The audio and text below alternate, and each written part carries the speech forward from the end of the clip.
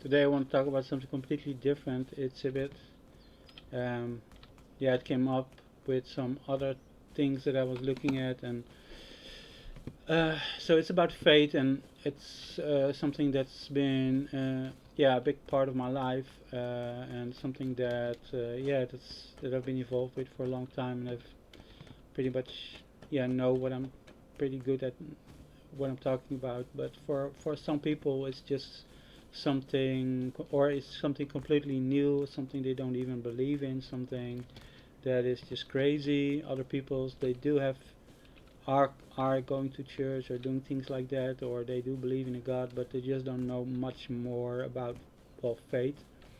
And so I want to talk about the principles of faith. And I mean, if you look at the New Testament, the New Testament is the last part of the Bible, and you will see that it talks about actually.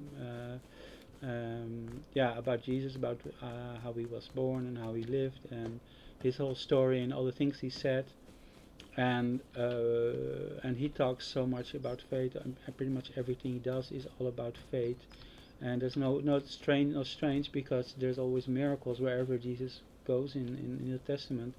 You will see that people, once he start doing this miracles, and he starts with like turning water into wine, uh, which sounds like really nice, and yeah, and people just start to go like, oh, there's this man, this prophet, and he's doing all these incredible miracles, and they start flocking to him and asking him for healing. People that are very sick, family members that are sick, workers that are sick, and just people they care about, and they just start all going to him for help. And he has like this group of people that he selects to help him pray for all those people, because there's so many people, and he teaches them some things, and actually and they write things down, and so we know what happens. And one of the things he talks about is about seeds. So I have some seeds on me here, and he talks about how when you like spread, when you talk about faith, when you tell people about, like let's say we talk about the seed. Yeah, what's the seed? Like, look at this ground. You see nothing, right? This is barren. It's barren ground. Now you already see I planted some things. See some things coming up. Unless you put a seed in the ground, the ground is just barren. Nothing will ever come out of this ground. I mean, it could give something, but there's nothing happening. But once you have that seed, you can plant it, and as soon as you put it in the ground, it's pretty much hidden, and it just is gone, right? Well, in this place you see little seedlings, but normally it's just completely hidden on the ground. You don't see it. And how do you know that something good will come out of it? That you will get a nice plant, some food, something. That you, all the time you invest in putting all those seeds in the ground, you will get something from it. So every farmer must have some faith in that. Once he plants those seeds, he will reap some benefit of it. And this is the basis of our whole. This is how our society started out, by people planting seeds and getting a produce of it, and being able to feed themselves and family members more than they actually needed, and feeding their neighbors and other people. And they could just like keep putting seeds in the ground every time. If it was a good year, they would have more seeds the next year than they had the year that they put it in, because a plant doesn't just give back one seed; it can give back like hundreds of seeds. So this is something that is talked about in the Bible a lot, and people really understand, because of course the Bible is like from 2,000 years ago, at least New Testament, and even beyond that. And we didn't have like social media and stuff like that, so there's not much talk about social media in those days. It's a lot, but they do understand like how farming works, how seeds work. So there's a part where I should actually have I don't have it.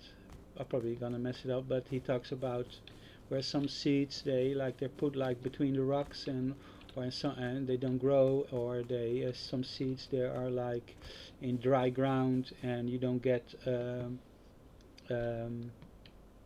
yeah, they just dry out, or the birds come and pick it out and pick the seeds out of the ground. So a lot of things can go wrong when getting those seeds. Uh, but if you plant them right in the right location, in a good farmland, to take good care of them, those seeds will grow into something good. And he's talking about the seeds of faith, telling, and like he is doing, he's talking about uh, and he's talking about how we can talk about it to other people. And what you see a lot and in the world is that there's this fight going on where this ground is where we are trying to like talk about faith and tell people about it. It's saturated with all these bad things like I said, like it's dry, it's too hot, it's toxic. There are like rocks, there are like birds picking it away. So you have to be careful when planting seeds, and when like people are when you the people receive the seeds, that actually it will grow into something good, because it's not obvious that every time you will talk about these things that they will be received well, and they will keep to grow in a person and then will have fruit. I mean, fruit is, of course, the fruit of faith is like something special. Is like having a better life. Now, this could be like and like with Jesus, people that were touched by him got cured of like horrible diseases. I think that still can happen. But sometimes he just gave wisdom, or had a knowledge. He talked to a woman at a well, and he told about her life, how she wasn't unmarried, because every time she married a guy, then the guy died, and she just now she was like in a relationship. She was afraid to get married, and this knowledge, just like she was, wow, what's going on, such knowledge. And she just went to her village and everybody heard about it, like, this man, he just knows my life, how can he know this? And so there are all kinds of miracles. And so you have like prophecy.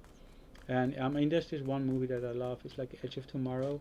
And for me, it's like this guy, Tom Cruise, and he just wakes up at a battlefield, but there's these aliens, and he just gets covered in one of these aliens' blood when he dies, and it has the ability to turn back to like reset time. So when every time he dies, time resets, and he relives the same day. It's like Groundhog Day. And because of that, he knows, because he lived the previous day, everything that happened that day, if he goes through the same things that day, he knows already what's going to happen, because every day is the same, because the same time the same events happen. So he has like, actually he's prophetic, he knows the future. And then there is this amazing warrior, this lady, she's this amazing warrior, a full metal yeah uh, uh, uh, warrior hero, I don't know anymore, but she's like she's very good at fighting these aliens, and she just fights with his swords and chops them up, and she's like superhuman, like that. She's such a great fighter, and they all talk about her like, oh, she's so good. She made the last battle. She made our victory, but it was because of her. And then he finds out. Eventually, he finds out. He meets her on the battlefield, and of course they both die. But before that, he tries to save her, because he thinks, oh, she is this great hero, she's gonna help us. And when he tries to save her, she notices that he knows where the aliens are. He knows exactly he doesn't even need to look. He can just point like behind him and kill an alien, because he knows there is gonna be an alien. And she knows that she recognizes what's going on with him, that he can see the future. And because she had the same ability, like at the last fight, the same thing happened to her, and she relived that battle day like hundreds of times, and that's why she became such a great warrior. Not only did she relive the same day again and again, every time she also became a better fighter, and she's very like skilled and honed at what she was doing. But she also had the ability to see the future when she had that. She lost it, but she had it then, and that's why I just love this movie, because this ability to see the future, like I said, like God can show you something. He can show you when you pray, when you're honestly praying to God and seeking Him. Sometimes He will give you a vision, an image, or even like a complete like an animated vision where you see it's like a dream, or like even you can wake up with a dream and you're like, wow, what an amazing dream. I think this is God, and then maybe something happens and you figure it out, like, oh, this is actually God. You're like, God, this dream predicted something's gonna happen today, and it happened, and things like that. So you can build this communication with God through seeking Him and praying and asking Him for help, and He will can help you in many ways, and one of them can be just giving you information, like I said, like in this movie where it's prophetic. You can see the future. Now, you know, we cannot relive we can just die and relive the same day, but it's the same thing. Like the knowledge that he in this movie with Tom Cruise, which he has from like reliving every day again, the knowledge, knowing that he can just aim behind his back and shoot, and know that he's gonna have defended himself against like a deadly attack. That knowledge, that's like in the prophetic. And if you look in the Bible at these stories where and these people are called prophets. The prophets go around and tell people to do certain things, do things like this way, do things like that way. And I know there's this story in the Bible where a prophet tells this king, like, oh, hit the ground with your arrow, and then the king he just hits the ground with 3 times. He hits the ground with his arrow, and then the prophet, he says, oh, why did you hit it 3 times? Now you're only gonna have 3 victories. You should have hit it like so many more times to make sure you had a full victory. And so it just shows the determination of the king, that he thought, oh, he wasn't taking the prophet seriously. He didn't understand the meaning of this prophetic thing they were doing in hitting the ground with the arrow. So understanding what God is saying to you, understanding the prophetic, and trying to interpret God in the right way. And it's very easy to interpret God, because God knows you. He knows exactly what goes in your mind. So when there is like the prophecy, if you hear prophecy, you will always be able to understand it, because God made it for you. But yeah, sometimes you do have to think about it, and also most importantly, you have to have faith.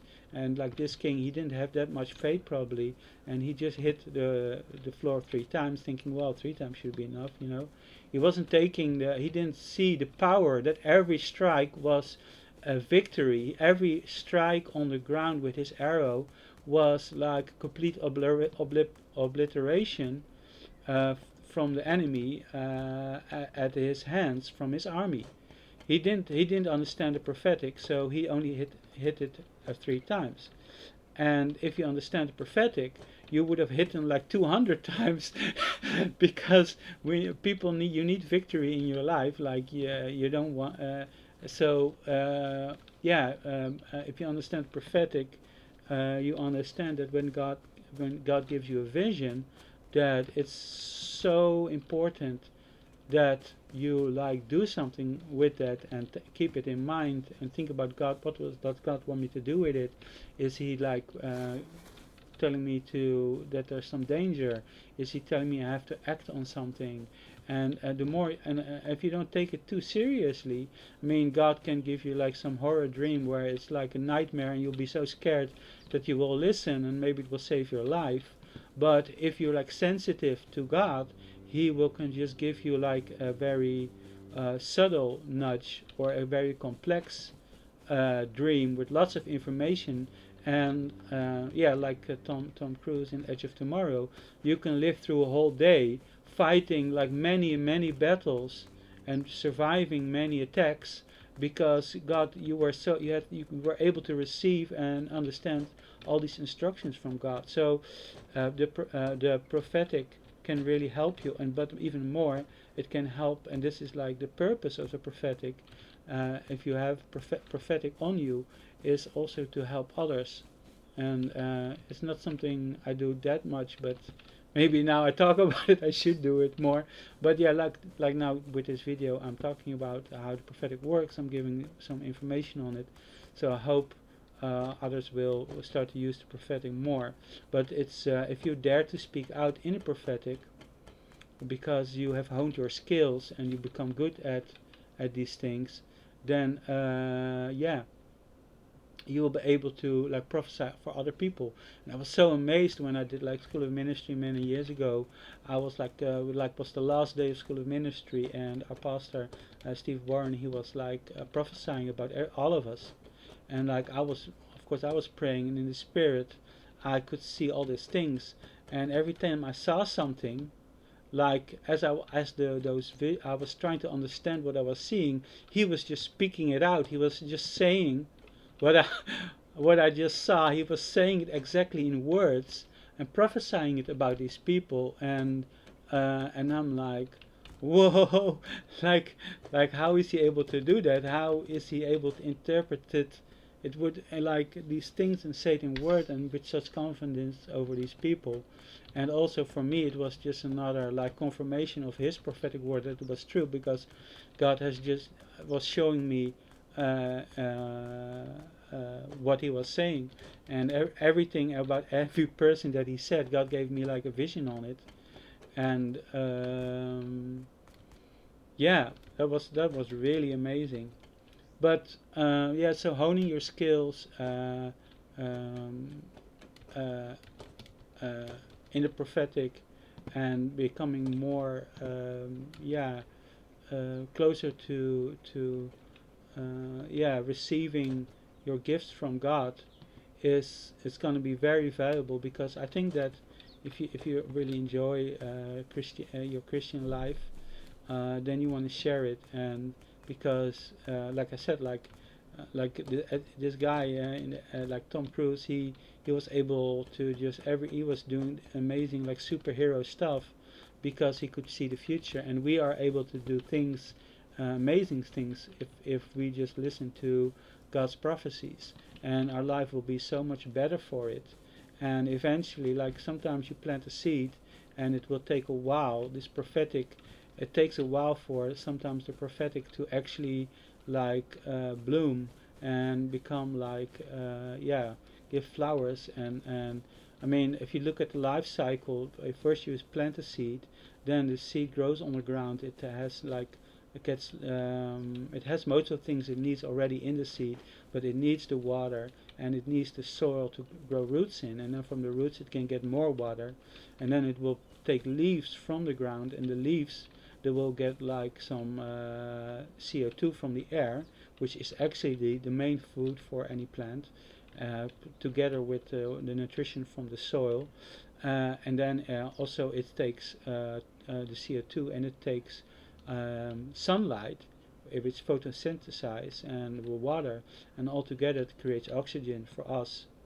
But this whole process, it takes time, and it may be a while where the seed's underground, or you don't, maybe it has a sprouting a little bit, but you just don't see it. But eventually it will grow into a big plant, and once the plant is actually, this game skips that, but then you get like the flowers, because the plant is just like yeah, it has its own DNA, but it needs to the fruit is going to be the part where it has new DNA. The fruit is actually a combination of the plant with one of its neighboring plants, or like in the vicinity, where the seeds are being transported to them by either and something that's alive, like something biological, like a bee, or like some animal that walks around and just carries things around. Actually, I think it's pretty much just bees, but I don't know. Or it can be carried through the air, I think. So, but I think also it's just the seeds that are being. Yeah, I think it's just bees. So bees are really important. But so and then you will have reached this point where there's a flower, and then that flower needs to be yeah, needs to get some new DNA from another flower, the pollen, and then it will turn that flower will turn into a fruit, and then some animal who loves this fruit, he will he or she will like pick the fruit and eat it, and then and transport the fruit with the seeds in it to another location. So although these plants cannot walk, they can move to another location through us, because we just keep moving them around. And this is like how seeds work and how multiplication works. And this is a very important part of church life, is multiplying, talking about these things and letting other people know how to do it and how God wants to bless us. And this whole multiplication thing is so much a part of life. And we think that it's, and this is how most businesses work, and how, yeah, of course we work. I mean, we get children and stuff. So um, but yeah, and God just wants us to bless us so that we have fruitful lives, and we will actually yeah, multiply, not, yeah, in many ways, on a personal level, on a business level, in like faith level, and on all these things he wants us to like grow and become bigger and better.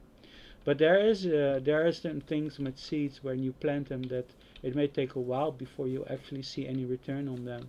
You might even lose some seeds where the plants, they are in a, put in a bad spot, they might not work. Um, uh, so not everybody you talk to, not every business you do, not everything will always succeed. But when you listen to God, God can tell you, this prophetic will help you, like where do you need to put the seeds, what do you need to do to make sure that most of these plants will yield you something. So, and this is what God wants for us. He loves us and he wants us to be um, yeah, successful.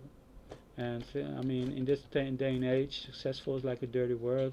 It's like, oh, millionaires and people that are rich, successful, they're greedy. They just want too much for themselves. They want to, and they get it by stealing from others. And of course, there are people like that.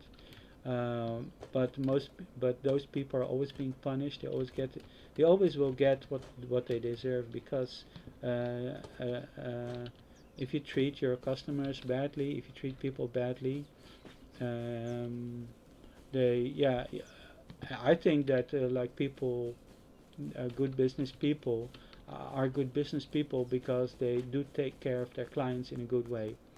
And people who don't, they have very short-lived businesses with no future. So thinking that these people that are very rich, they are very rich because they were very good business people. They took good care of their seeds. They thought about where to seed, where to plant, how to yield it, and this is taking care of your clients. Like you can say, oh, I hate Steve Jobs.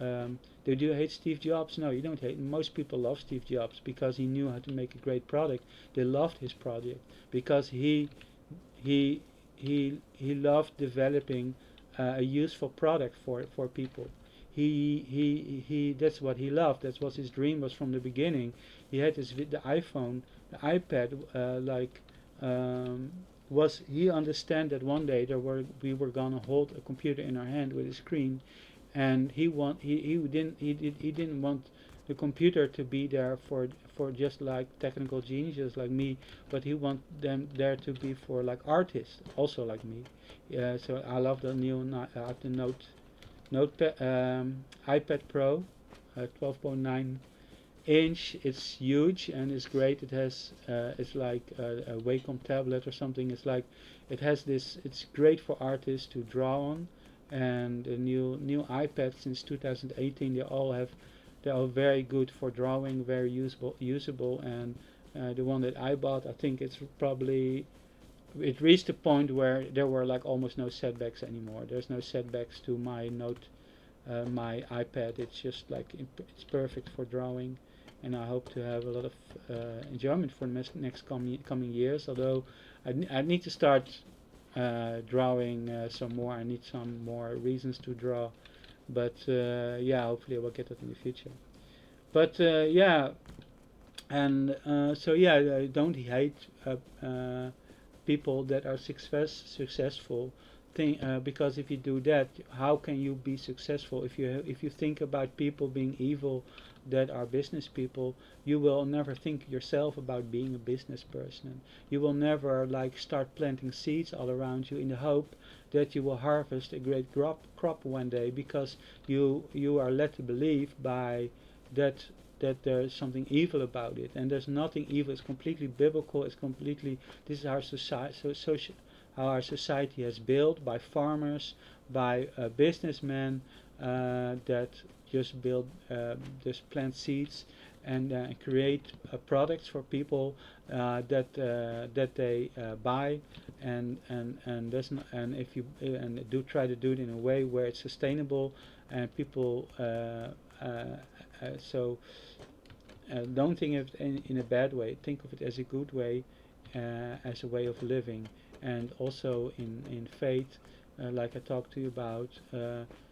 Start to read the Bible, especially New Testament, and then, but also try to understand the Old Testament, because then, yeah, it will be very hard to understand New Testament completely ever without not reading that too. But um, yeah, and yeah, don't be. I mean, there's, like I said, like there is bad soil. Like sometimes they don't become.